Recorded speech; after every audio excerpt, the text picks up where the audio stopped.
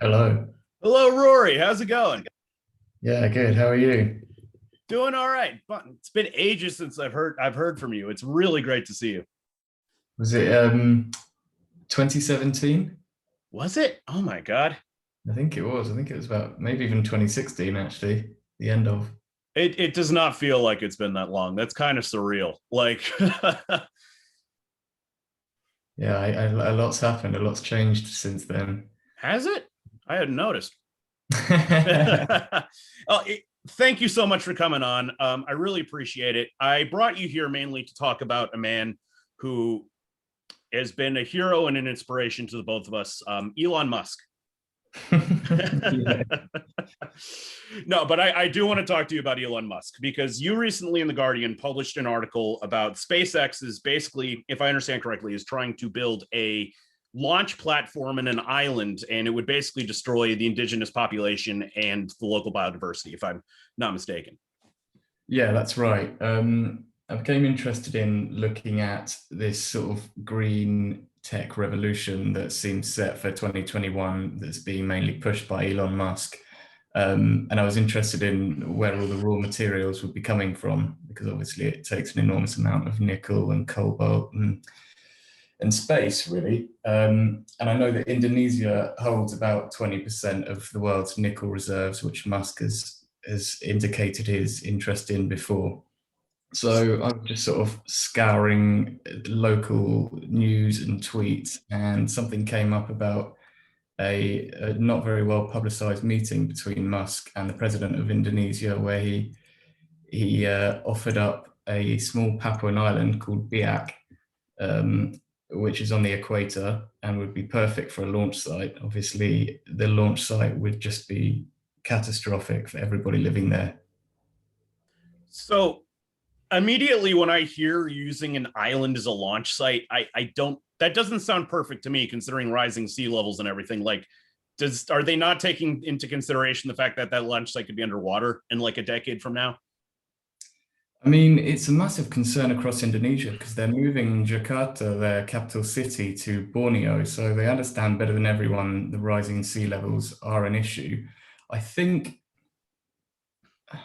I mean, I don't think Musk's long-term intention was to stay on Biak. I think he just sees himself as monopolizing the space industry from now on. And this was offered to him, and its proximity to all these natural resources that he needs made it an attractive concept. But obviously, no, the Indonesian State and Aerospace Institute is not that concerned about the long-term effects of Biak and its sort of rising sea levels. Mm. I think they're mainly interested in just having multinational corporations investing in Indonesia. Hmm. Okay, that's concerning for a number of reasons. But I mean that this inability to think long term, especially about rising sea levels, seems to impact a lot of Musk's projects. Like I remember the reading about like he has that boring company, right? Yeah.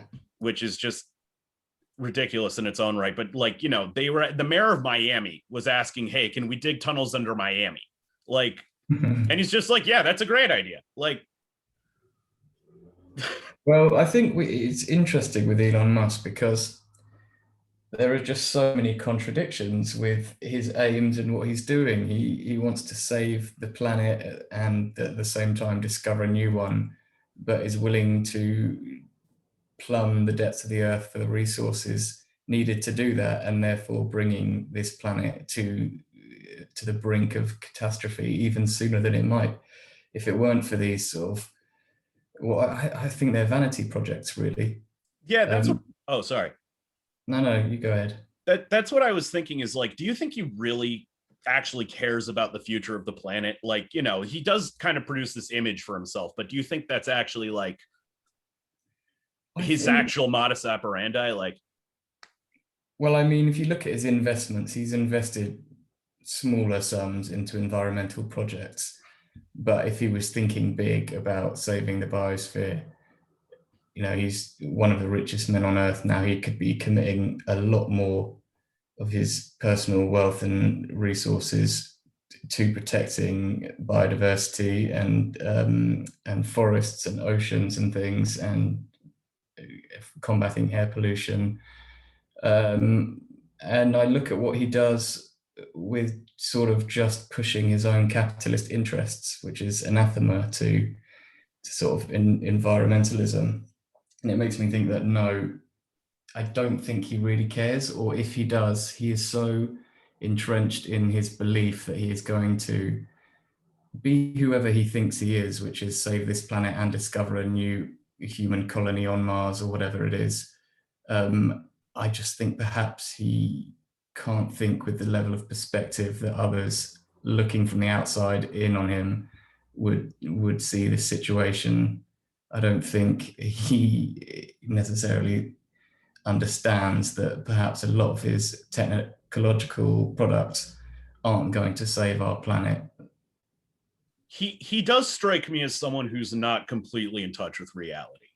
Like, and for me, the big giveaway with that was like whatever the hell he named his kid, like after some alien warlord or something. Like, I'm not really sure what that's supposed to be, but it's like, no, I remember the media saying, "Oh," and Musk tells us you just pronounce it how it's written, but it's sort of like IEA/.1. So it looks like something written on the side of a UFO or something. Like, I don't even know how to pronounce that. Like, it's insane. He's got quite a tenuous grasp on reality. I guess it's because he hasn't Yeah. looked in so long. He hasn't been humbled. Yeah, he just, I feel like he's kind of convinced himself that he is this like real life Iron Man, you know, that like, even though like, has he even invented anything? Like, my understanding is that like a lot of Elon Musk's like, you know, so-called inventions were just made up by like, you know, 20 engineers in a lab he just happens to own. Like, Well, I don't know anything about what goes on in his labs. I mean, I think he's good at getting teams of specialists together, and he's a problem solver, which is why, well, obviously he didn't invent the electric car or rockets, but he has certainly streamlined the process and done very well off of it. So I think he takes concepts and makes them a reality. Whether he creates something from nothing, I'm not 100% sure. Okay, interesting. So specifically to Indonesia. So I was only aware of the fact that he was eyeing up this particular island for a launch site, but I was not aware of the nickel mining. Can you tell me a bit more about that? Yeah, I think Indonesia has about just over 20% of the world's known reserves of nickel. Nickel is used in long-range batteries for lithium-ion battery cells. And I think about 2 years ago, perhaps even less, they banned foreign exports because they wanted to attract huge nickel mining companies or companies that wanted them to mine nickel to Indonesia. And it's a really huge problem there because obviously Indonesia doesn't have the greatest track record on environmental rights and protection. In fact, that's a massive understatement. They are possibly one of the worst countries on earth, apart from perhaps Brazil or China. Oh yeah, the palm oil fiasco is just horrendous. It's a Palm oil, nightmare. pulpwood, they're still turning rainforest into toilet paper in Indonesia. Oh my God. Yeah, it's very 1950s style industry, but they do also unfortunately have within their borders most of the world's nickel, and a lot of copper. So you've got these islands, quite idyllic islands called Raja Ampat Islands, and they are probably the best marine biodiversity hotspot on Earth. Wow.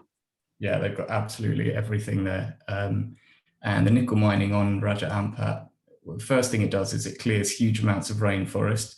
The mining waste, the tailings, get dumped into surrounding rivers and water sources, which poisons and threatens all the local wildlife and people. And it obviously destroys the coral reefs.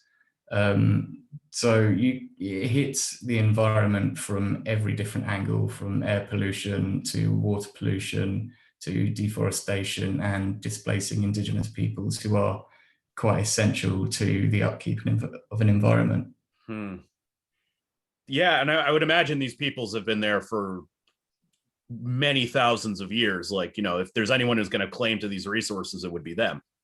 Yeah, I think when sea levels were a lot lower, there was a migration from Africa. The people of these islands, Raja Ampat and Biak and West Papua, they're black, they're Melanesians, and they have genetic similarity to Aboriginal peoples of Australia, and they're ethnically and culturally similar to the people of Fiji, Vanuatu, the Solomon Islands, Papua New Guinea. Hmm. So I think the thinking is that the Melanesian subregion of Oceania was populated maybe around 50,000 years ago by a migration from Africa, and that they have simply lived there in a traditional lifestyle, with a culture through oral tradition, sustainable hunting, and land management. And they've done a really good job of preserving that until obviously colonialism arrived and just looked at their resources with cash registers in their eyes. Hmm. And that's basically what Elon Musk is doing now. It's basically, I think it could be argued, this is basically just a modern day form of imperialism. This is no different than what England was doing in the 1800s. Oh, absolutely. Yeah, conservationists who put humanitarianism at the front of what they do, and human rights advocates call it fortress conservation or eco-fascism or Mm. green colonialism. And it is very much just a continuation of the colonial period, just rather than a direct subjugation of indigenous peoples and appropriation of their land. It's done through capitalist interests, resource extraction, commercial interests, of which space flight is now everyone's eyes are turned onto space flight because the billionaires of the world have pushed this idea that it's got to happen now. It's imperative, it's sexy and fun and exciting. And a country like Indonesia is just chomping at the bit to be at the center of that. I've always found that idea really frustrating. This idea that, it's all right, we'll just hop on a rocket, go to Mars. Who cares if we kill the planet? Because it's like we don't have a realistic way of making Mars livable. Like, the gravity is completely different. It doesn't have a strong enough magnetosphere. There's probably not enough greenhouse gases contained within the polar caps to actually create a livable atmosphere. So it's like they've deluded themselves that, hey, guess what? We're not the ones who are effectively destroying the planet. We're more the ones who are going to save the human race and, from itself, essentially.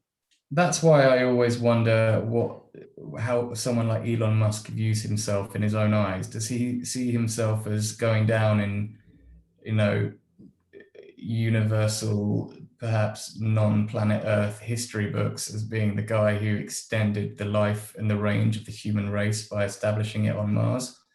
Because a life on Mars, as you say, is not going to be a comfortable one, even if it were possible. It couldn't support many people. It doesn't have diversity in plants or any kind of life that support a growth of an ecology that is needed for humans to live in. Uh, I just don't see how it is an answer to anything. I think space exploration and terraforming and all these things are very exciting. I love thinking about them, but I don't think they're going to solve jack shit in the near future. Like, there's just no, we're not able to do any of this yet. Like, they're jumping the gun here. Like, it's just ridiculous. And what I also find frustrating, and this is probably more of a, not as much of a concern as like prioritizing other planets over our own, but there is this argument, I think, that alien life, for example, like Mars could have life on it, and we just would never be able to recognize it. Yeah. We wouldn't have any idea what that would look like. And if we just, there's a very real possibility we could just go on there and kill it, or even worse, it could do something to us and we don't even know what it is before we see it. So I think there's so many risks and so many unknowns that go into terraforming that we're just not ready to do this as like some kind of species saving endeavor yet. Like, we really got to prioritize our own planet. Absolutely. And I mean, regular commercial space travel, the resources it would require from biofuels, which are largely made from things like palm oil, would mean that so much of the Earth's surface an agricultural economy would have to be diverted towards this endeavor. And the effects of that would be calamitous on planet Earth, whilst it might help with this idea of establishing a colony on Mars. But I think you've hit the nail on the head. The risks are just, they so far outweigh any of the pros that we could reap from this. And yeah, bacteria, I think, is found recently in the International Space Station, which a lot of people were excited about because they said, oh, well, perhaps this can be used to grow food. But if people are coming back and forth between different planets regularly, I just see another huge pandemic around the corner.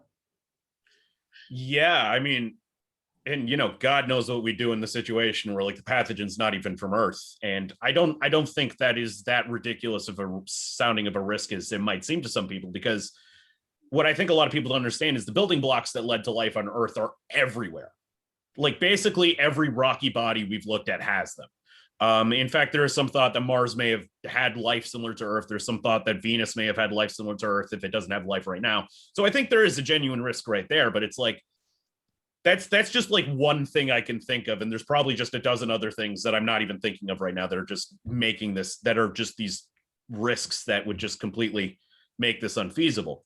I also think it's very ethically questionable. This is a survival strategy because, it's really the super rich that are going to, if this works, it's the super rich that are going to survive. Oh, absolutely. And on top of that, we tend to forget that, we're not the only sentient life form on Earth, and, they are not factored into this plan at all. So it's like, I think it's very ethically questionable in that sense as well.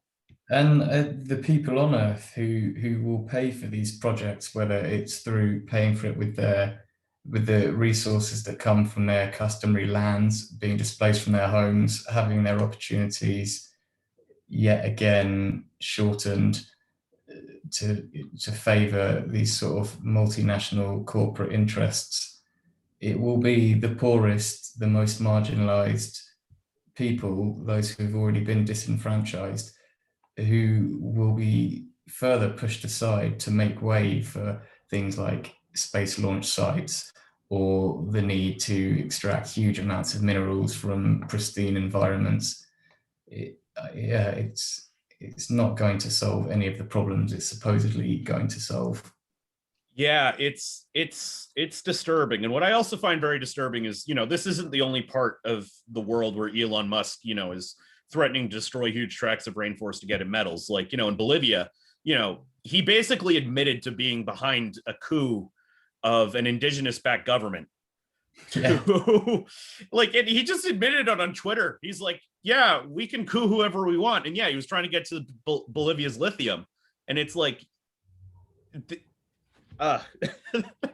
it's like the amount. Thank God they got the guy back in power, the indigenous guy. But yeah, they Elon Musk and a bunch of other billionaires, I'm assuming, managed to like kick this guy out of power. And yeah, but and then it was like run by like this like ultra Christian fascist whatever kind of government. But then the people of Bolivia got the indigenous guy back in power, thank God, because I can't even imagine how catastrophic that would have been if they were to succeed in their plan. But he just admits it on Twitter. Like, I think that may have been Evo Morales. that's who it was. Yes, it was Evo Morales. Yes. Yeah. Well, I mean, it's interesting that first British and then Britain's love child, America. The history is very much of a thin veil of democracy over a oligarchy of billionaires. I don't even consider. I don't even. Sorry. I don't even consider the United States to be a democracy. I consider it to be a functional oligarchy. Like, well, yeah, that's probably stronger than I would have said, but I would agree with you, I think. And they have enormous lobbying power. And we know that Western nations have always overthrown other sovereign nations and their governments when they want their resources, they want their land, or they want their people's labor. And it's no different now to how it was 200 years ago. It might be different people doing it for slightly different reasons, but that structure is still in place. And I don't think that the sort of governance and the structures that are in place right now are strong enough to stop people like Elon Musk, Jeff Bezos, Mark Zuckerberg from essentially doing whatever they want to do to a weaker nation. If you look at somewhere like Hawaii, which was once an indigenous populated island, is now just a military site for the US. And I think a couple of years ago, Mark Zuckerberg even just managed to carve out an enormous chunk of Hawaii, displacing many local people to build himself a holiday home. What the And fuck? there's nothing that Ugh. they can do because people who own these corporations, whether it's big tech, cybersecurity, social media, they are the taxpayers and they are the backbone of the US economy, which is everything that the government really cares about. So it's not ever going to limit their power, just facilitate it. Hmm. Yeah, that's extremely disturbing, especially considering the power these companies have over our lives. Like it's really quite astonishing. Like, it's Orwellian in nature, really. It's very frightening.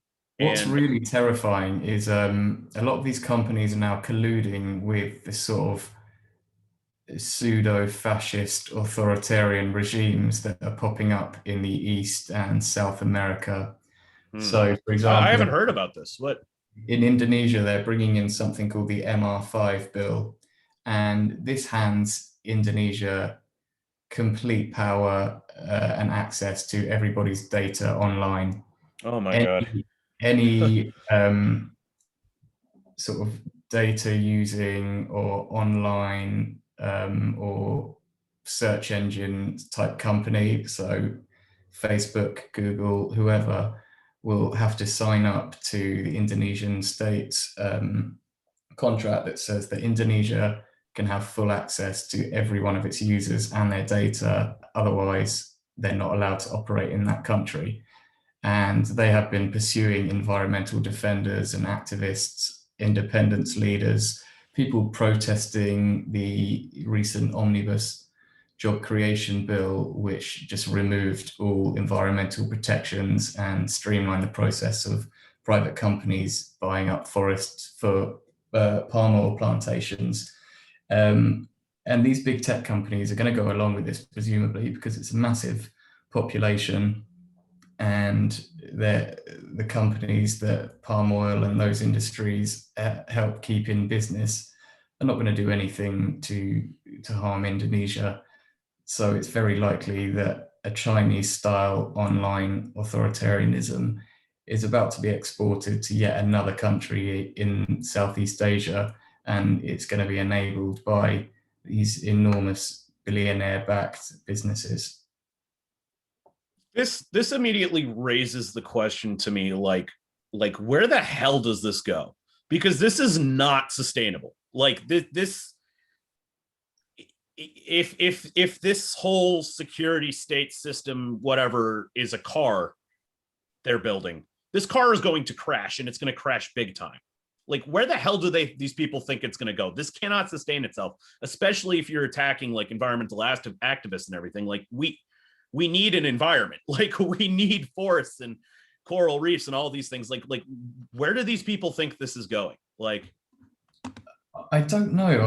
I mean, recently there have been in that country particularly huge amounts of flash floods and children dying from falling into abandoned open pit mines. oh God, Um, that's fucking horrible, they're man. feeling the effects that we put in our sci-fi films about climate change that haven't quite reached us yet. But people are Yeah, waking up over there and realizing that if this goes ahead, it will be a huge issue. Yet you also get these announcements of these new laws and bills that are going to accelerate this destruction of the natural world and stop anyone from doing anything about it. it's just completely crazy. And like, I'm kind of half expecting like Godzilla to walk out of the ocean at some point and like destroy Jakarta or something. Like, it's just completely insane. But what I find also very frustrating about this is that, all these materials, nickel, lithium, we have now developed ways to make them completely recyclable. So if they outlive their usefulness, like a lithium battery and a solar panel outlives its usefulness, some scientists from the University of Norway about like 2 years ago just found a way to recycle it, make it completely usable again, don't lose any of the materials. So a circular economy is completely possible. So why aren't these people like trying to push us towards that? Is it just pure ego? Do they not want to lose their power? Like what do you think's going on? Well, it's interesting because, I mean, a circular economy based on recycling would be brilliant, but we still have economy that is mired in competition. So if And endless growth. if Tesla says the problem is, producing this amount of cars every year is destroying the planet, and the fumes that come out the exhaust is causing this amount of an issue. What we need to do is replace all cars on the planet with electric cars. But then they're just Yeah. moving the problem. Other companies like Ford are now saying, okay, well, we're going to build the next best electric car and we're going to become the biggest electric vehicle manufacturers. So if everyone's aim is to be the top producer and manufacturer, a circular economy and recycling isn't going to work, because that is rooted in cooperation, not competition. And I think these companies are going to have to pivot towards working with one another to achieve proper recycling with all of their old vehicles and their new ones, before that will ever be possible. But at the moment, it's just an idea. I mean, recycling as a concept is very flawed. A lot of the plastics recycling ends up in landfills in the Philippines and China. Do you think that's because the concept of recycling itself is flawed, or the systems that are currently enabling it are flawed? I think it's that you can have a product that is recyclable. You might not necessarily have the industry in the structural presence in place to recycle the amounts of that product that is currently being used. I mean, these people you mentioned that can now recycle metals that were previously not possible to recycle, can that be exported around the world for everybody who needs to be able to do that, to recycle those materials? Or will it be in one place in the control of one sort of small company? That's interesting. I mean, wouldn't it be better if that kind of program was government run? Like, and I understand that like developing nations, that would be much harder and more difficult to achieve that kind of infrastructure. But, we have foreign aid programs. Do you think something like that could potentially be achieved on a global scale? I think if the will was there. I mean, in the UK, we've got something called the Environment Agency that overlooks a lot of environmental crimes, and they're constantly being investigated because they just don't actually stop or punish any of the worst environmental crimes. So whenever anything's government run, I think you would have to ask yourself, but does this government actually care about that? Very few governments care about a sustainable, clean, circular economy. I could think of perhaps Costa Rica, and a few of the Pacific Island nations that are really currently threatened by climate change, of putting everything into creating that kind of will behind the industries and infrastructure needed to have a circular, sustainable economy. But there's no way nations like Britain and the USA are going to be able to achieve that. They just don't have the sort of nous or the interest. Well, do you think that our current economic system, neoliberalism, is really what's incentivizing us away from that transition? Because I think it really is the developed world that, if this was a global transition to occur, I think the developed world would really have to be the ones leading it, because they really are the ones with the resources to pull it off. So do you think our current, neoliberal economic system is really what's incentivizing us to not make that kind of transition? Absolutely, because everything about neoliberalism still puts, I don't always want to blame capitalism, but I think that's fair. Constant manufacture and the product of labor, that's promoted as the primary interest, I suppose, of our way of life, of our civilization, is built upon turning things into products which are then sold, and the competition that arises from that.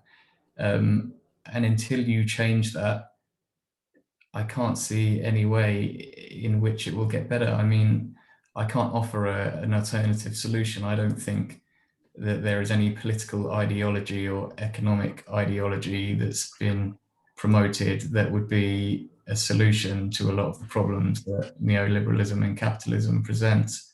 I think perhaps even stepping away from ideology might be the beginning. I think that's where it becomes feasible. It's interesting. Have you read Donut Economics by Kate Ratworth? I haven't, no.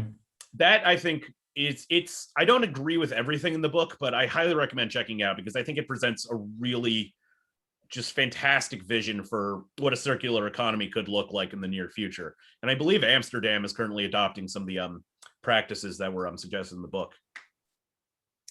That's interesting. I mean, the Netherlands and towards sort of northwestern Europe, you have a lot of countries that on the surface look to be doing incredible things.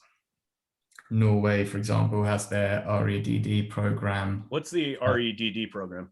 That's offsetting or basically paying countries not to deforest, trying to Right, yes, deforestation and then pay it off, which is obviously it's been massively corrupted by nations that just take the money and then don't stop the deforestation regardless. So there's no enforcement mechanism for the program? Well, no, because it's not scrutinized. There is no way to really enforce it because it's artisanal logging, gold mining, that kind of thing. That's the problem, not state-sponsored programs to deforest that can simply be switched off as a handful of money is exchanged. But going back to the Netherlands, you mentioned Amsterdam's moving towards. You're breaking up a little bit, Rory. Sorry. Oh, right. Sorry. You're good. Better now? Yeah, that's better. Yeah, you mentioned Amsterdam and how it's trying to move towards that circular economy. And I haven't read the book that puts forward the concepts and theories that you're referring to.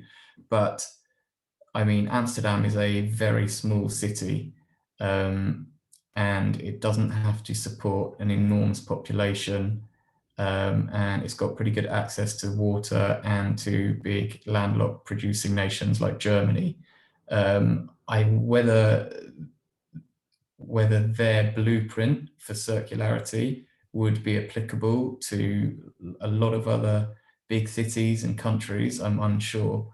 But I mean, the Netherlands itself is still sort of mired in arms sales to despotic regimes, and that's a big part of their economy. And I think until we start looking at things like the arms trade as well as a part of this, we won't be able to dismantle this kind of system that sees us parceling off planet Earth in return for some quick bucks. Yeah, weapons manufacturers are some of the biggest emitters on the planet. Like, it's unbelievable.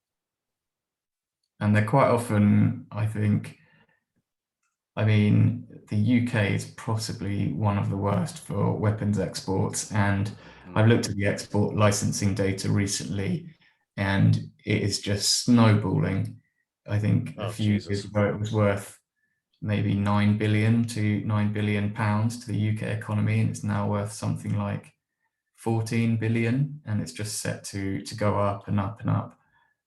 Jesus Christ.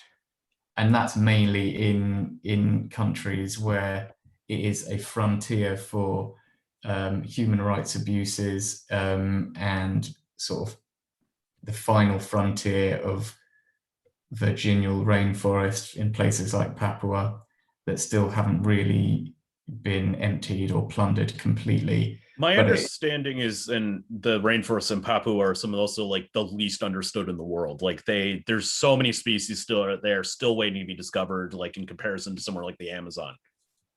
Yeah, that's right. It was discovered quite late because it's such an extraordinary environment, and its mainland mountainous region goes so high. It's got the only equatorial glacier on Earth. Really? All of it is impenetrable and very hostile. Yeah, it's got every type of amazing landscape you could imagine. Oh, this sounds spectacular. It is, but it won't be that way for long. I think it was only recently some botanists managed to determine that in terms of plants, it was the most biodiverse place on Earth. and it is the world's second largest unbroken tract of rainforest. But I think around 1.3 million hectares has already been authorized to be deforested for palm oil and pulpwood plantations, for mining concessions, and for transmigration sites where they take the sort of poorer, impoverished laborers or would-be laborers of overpopulated areas like Java, and they simply just shove them all into a terrain that they don't really understand, that doesn't support things like rice and sugar crops, but tell them that that's what they've got to do there anyway. And this is all paid for and underpinned by the arms trade. No one wants to hold a country like Indonesia to account when all of our fast food and beauty companies use the palm oil that they produce, and they use all the money that they make to buy our weapons. This is another thing that I find very troubling, and I can't speak for the UK, but I'm sure you can probably tell me something similar is happening there. But like, in America, like, when, during the 2020 elections, like, everyone was just like, oh, just vote for Joe Biden. Don't withhold your vote so you can get some demands or anything. Just vote for him. And I'm just kind of like, if he gets elected, he is paid by the military industrial complex. These people are donating so much to his campaign. They wanted him in office. This is just going to continue under him. And I don't think people quite understand that just like voting for someone who just seems a bit better than like, the other guy is just nowhere near enough. You got to do more if you really want to make a difference. And that I find very frustrating, because I think people don't understand these kinds of practices that these people are tied to and are enabling. And I'm sure there's something very similar happening in the UK. Absolutely. I mean, it's looking less and less like we will ever have a government led by an individual who isn't completely bound to the secret intelligence agencies that do so much behind the scenes and to nobody. And they're implicated in, promoting weapon sales to conflict zones, to importing and exporting heroin and heroin. I was not aware of this. Yeah, this is a big thing. I mean, it was mainly the CIA who are implicated in it as well. Oh, sorry. Yes, I do know about this. Yes. Yeah, a lot of the synthesized forms of drugs in the last century were developed by military scientists, hand in hand with the politics of the day, where they wanted to flood undesirable communities with incredibly addictive or debilitating substances that would essentially ruin their lives, like destroy them. They would not be voting or taking part in any of these processes that we as civilians, it's imperative we do take part in. And I wonder, I think Joe Biden is unlikely to really rock the boat. I think he's about as liberal and left and I'm going to change everything as one can get, while still being completely tethered to the status quo. I think he's basically just George W. Bush. Like, if I could compare him to anyone, I think they're so similar in like most aspects that, like, we basically just have another Bush. Yeah, I would imagine that's probably right. And I don't think it's any better in the UK.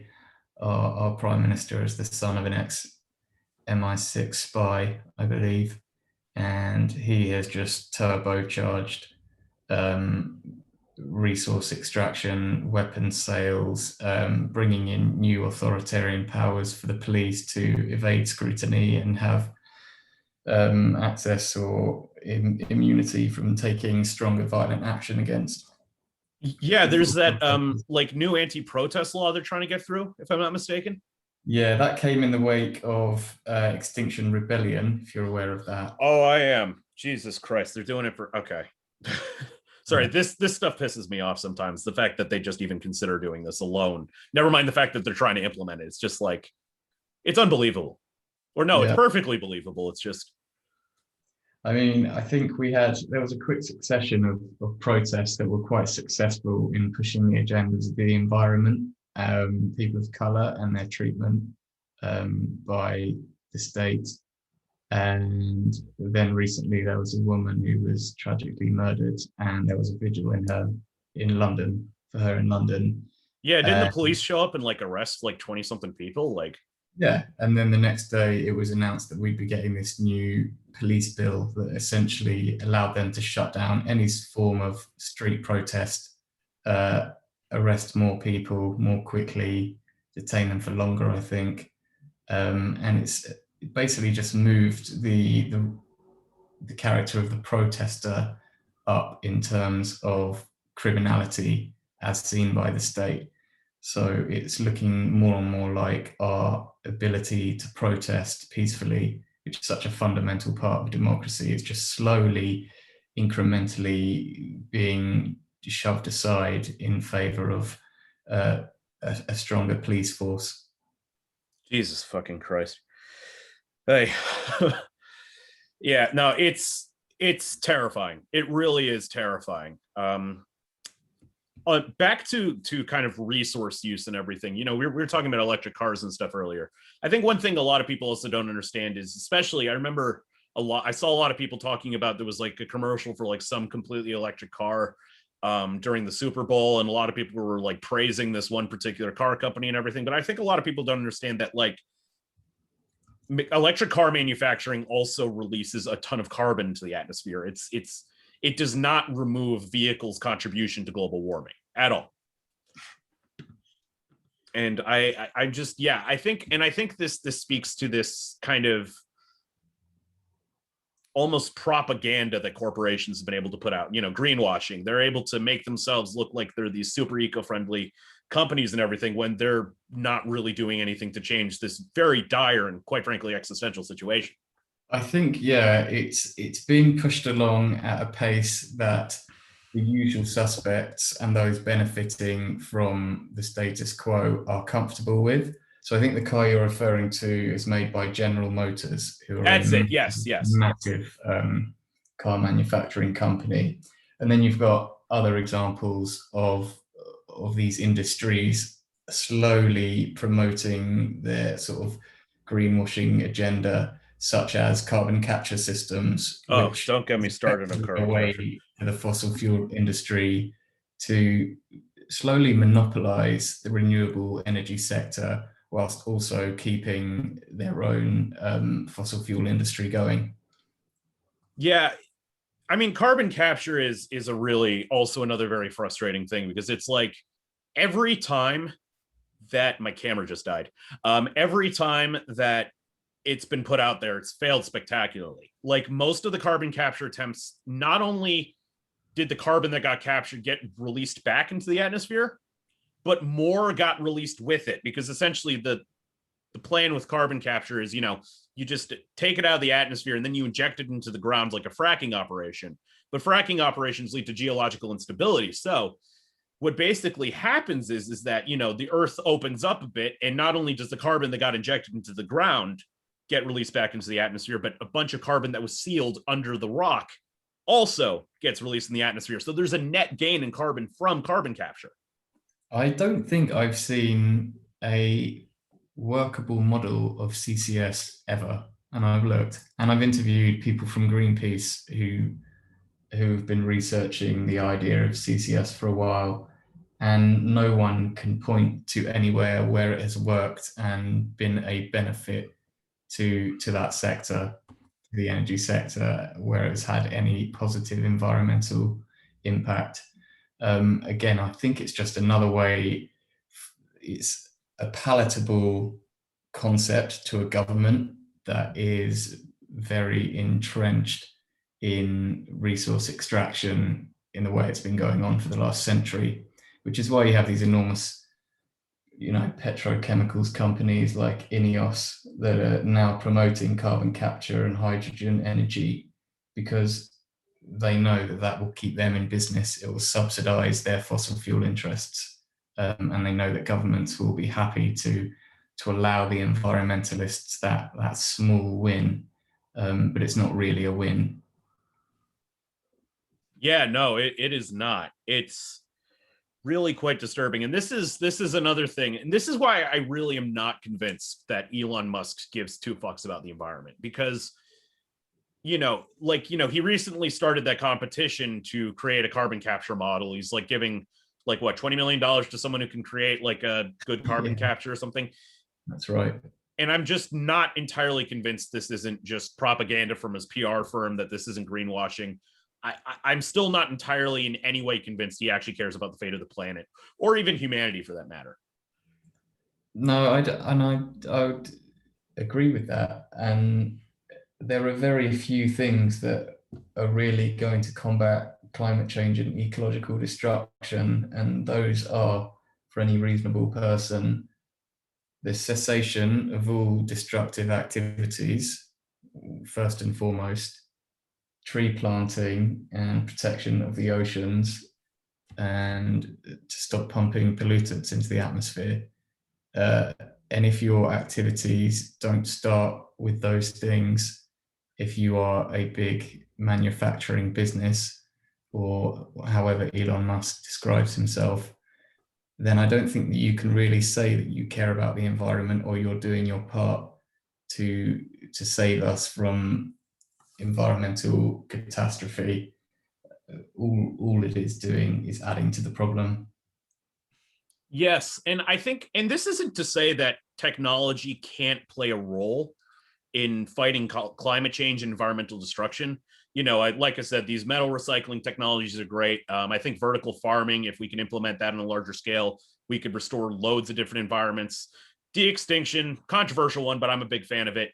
But the point is I think I don't think we can just say like no to technology, like, oh, this has no role to play. But technology within this private sector, with the technologies that are being incentivized, I don't think are in any way helpful.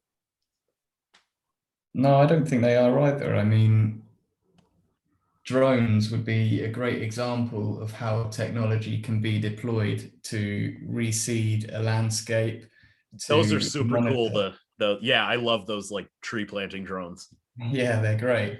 And there are a lot of cool eco drones being used in Madre de Dios and other areas that are experiencing a lot of forest loss, to monitor loggers, poachers, gold miners, prospective ranchers.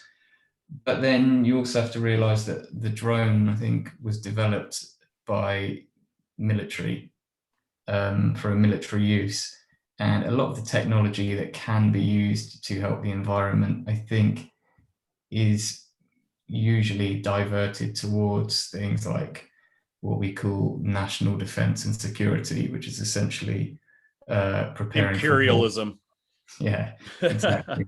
So I think technology is definitely a crucial element to the fight against climate change. I just don't see the sort of wherewithal or the determination from people developing tech to dedicating it and its functions to helping the environment. That's what I'd like to see. I mean, Elon Musk could have put so much more of his personal wealth and resources into developing sites that could, reforest and regenerate really quickly, towards buying land that he could rewild, or water distribution to fight against desertification in like sub-Saharan Africa. Yeah. Um, so many different things that someone with his capability and his team could do, but you rarely see people in the tech sector doing that and thinking about those things. Yeah, and whenever they do, like I said, I just instinctually do not trust it. Yeah, Like, it's just like I do not believe you care about this. And honestly, I think whatever you're doing here, you're doing it to look good. That's honestly what I think's going on. And Elon Musk, like I said, he's this guy who named his son after a warlord from another galaxy. He made a tunneling company that sells flamethrowers and says we live inside a computer. It's not like he's someone he doesn't strike me as sane. Like, so maybe he does care, but he's just so out of it that like he doesn't understand what the hell he's doing. yeah, I would say he's probably a little bit imbalanced, although I don't have any exact knowledge of his his medical history, but Just a disclaimer: neither of us are psychologists. We are not in any way qualified to diagnose Elon Musk, but he is that was crazy. allegedly moment there. We should have said allegedly or something like that. He Um, he's allegedly completely out of touch with reality. There you go. but I think that becomes he's just been on a stratospheric rise to sort of incredible amounts of wealth and success and power and adoration from around the world that I wonder if there's anyone penetrating his inner circle saying, hey, are you thinking about this? Or do you realize how that comes across? He Or probably have you had, if thought there was through anyone there like that, he probably just had them fired ages it? ago. Yeah, I imagine so. I, Well, I think I didn't get any response back from him. I had to try and reach out to SpaceX and Tesla, but they're not available for comment. I can't imagine why. I Yeah. think it is also important to note that Elon Musk, his family does have this background in like mineral extraction. His family was basically just in the blood diamond business in South Africa. Like, it's also funny how he's never returned there. I think I think he had a problematic relationship with his father, who Oh, he did has he? played was a terrible, terrible man, and considers him a criminal, and that's who he lived with in South Africa before he could get back to Canada. I think he chose. So I don't know if it's like a family um, sort of investment into diamonds and gold, but his father certainly made a lot of money. Although Elon Musk has always said that he never took any money off his father. So I wonder I what don't his believe that for a second. yeah, it's hard to believe. It's next to impossible to really be like a self-made billionaire. Like, you have to get the money from somewhere. Yeah. Well, I mean, he's despite being everywhere all the time, it seems I think he's kept a lot of himself quite private. I'd be interested to interview and profile him about where he stands on a lot of these things. Um, but of course, getting an interview where you can probe that deeply with someone like Elon Musk is quite rare. Yeah, a lot of the interviews I've seen with him, like, they tend to just completely fawn over him and don't really like ask anything pressing or. Yeah, it's PR. Yeah, exactly. Like, which is a shame because there's some people who I like who have interviewed him and gave like the shittiest interview. Like, I'm a big fan of like Lex Friedman, and I think he just fawns over Elon Musk way too much. I'm like, dude, come on, you're an adult. Like, Yeah. you don't need to treat him like a 5-year-old looking up to Batman. No, but I think yeah, he's cultivated a sort of cult of personality around himself, and people buy into that. People have definitely bought into it realistically with Tesla. Yeah. Uh, And it's not even like a lot of the stuff he's trying to put out there. This is what I find most bizarre about him, how he's able to maintain this cult of personality, because a lot of the stuff he's putting out there doesn't even like fucking work. Like, how many of his rockets have not exploded?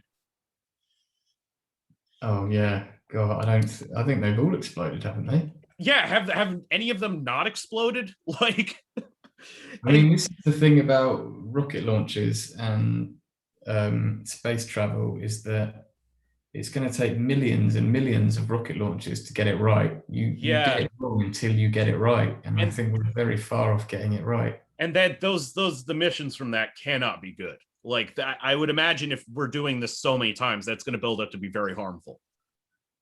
I think SpaceX is unique in they use less harmful substances, Interesting.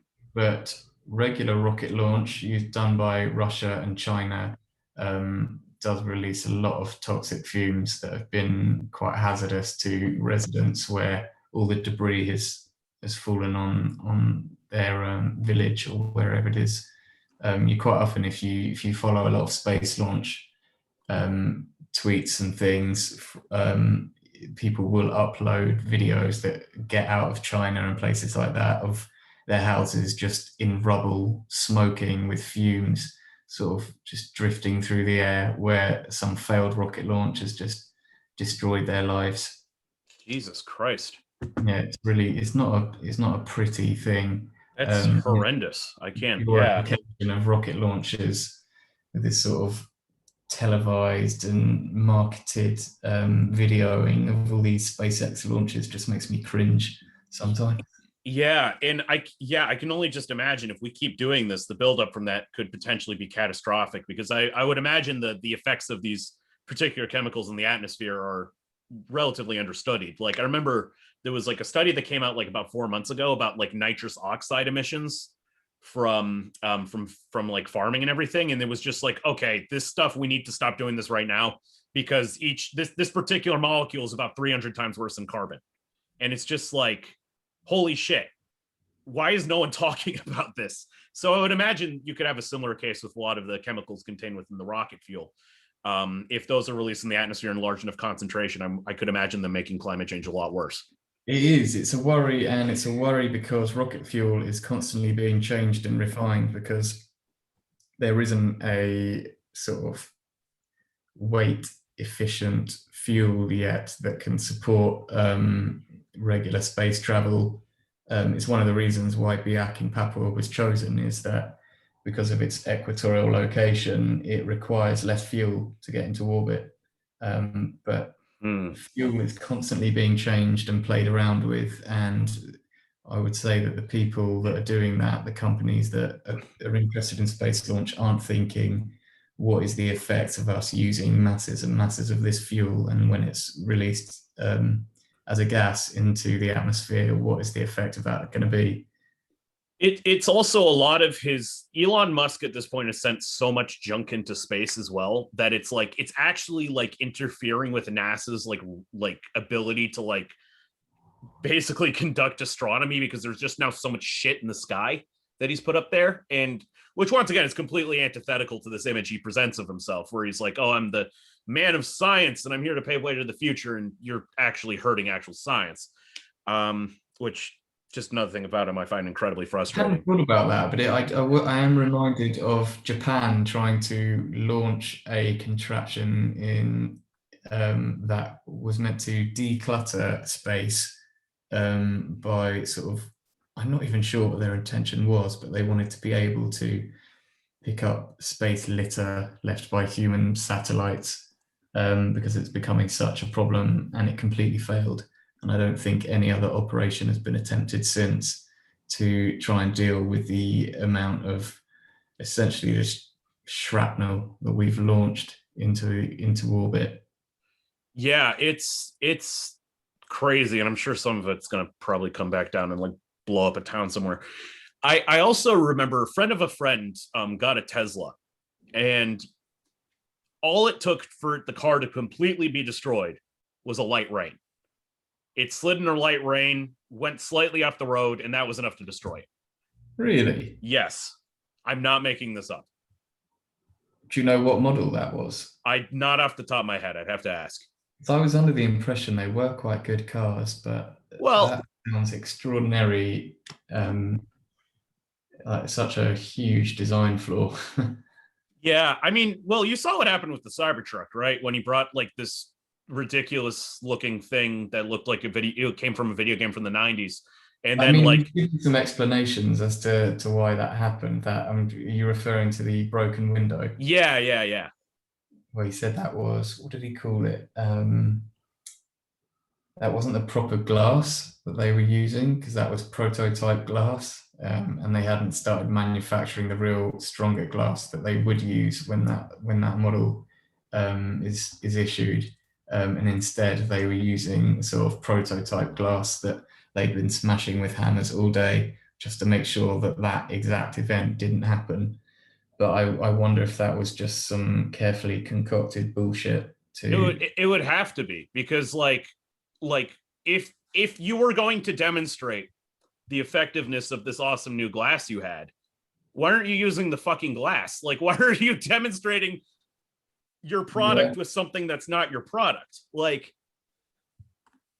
I mean, we on that particular thing though, it's probably best it did break. I think car windows need to be able to shatter. That's one of the functions, isn't it? If you were to flip your car or be in a bad accident and you're knocked out, and the fire team can't smash their way into your car to get you out, that is a big problem.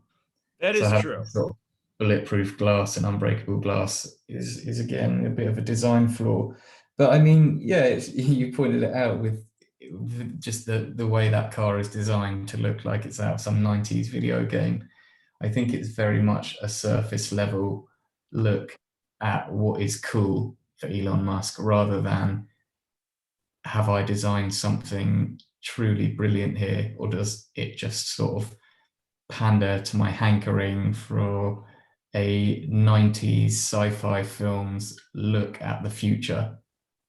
Yeah, I'm not as bothered by the look. Like I think that's quite a superficial criticism of this particular thing. But like, Oh, of course. but of course, I think the more just, hey, we have this future that is actually quite hazardous in a few ways, but we're going to show it off. And guess what? This feature that we have that's not that great anyways, it doesn't even work. Like, I think that says everything. Like, it's just, and the fact that he still has a cult of personality after that, that's what I find baffling. The fact that so many people see him as this man of the future and this space Jesus essentially is like, after that, how does he maintain that? I find that very interesting. Well, I think he's doing it through Starlink, which is he is quite successfully launching huge amounts of satellites into the low orbit to create a cheap, super fast broadband speed. And it looks like he is going to establish some kind of hegemony over modern broadband all over the world. Well, And I I'm sure no imagine, problems will come from that. well, they already are. But Oh, great. yeah, I think he's launching next in the Philippines, which is a country with its own issues. And if he can monopolize future of Wi-Fi, then he's gonna be owning the cult of personality for a while. I think that's also what he's trying to do with the carbon capture. Because, there's going to be a lot of demand for that, I think, in the somewhat near future, even if it doesn't work, which I'd be shocked if it does. And governments around the world are going to be asking for this. Then it's like, hey, guess who has all the carbon capture devices? Better pay up. Yeah, exactly.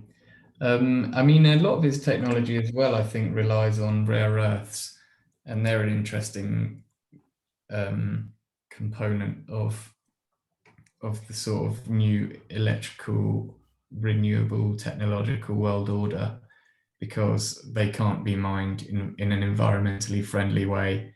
And 98%, I think, of that industry is owned by China, who've got ahead by having a complete absence of environmental and humanitarian protections.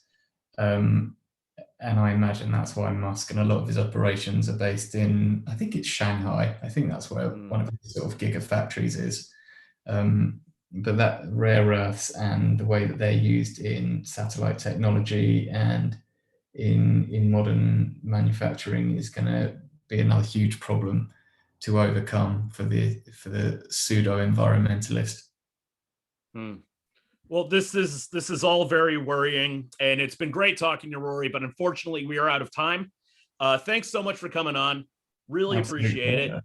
Thank you for having me. Yeah, absolutely. Yeah, no, this has been fascinating. I got to say, I've learned quite a bit from you. So thanks a ton. Pleasure. Thank you. Take care.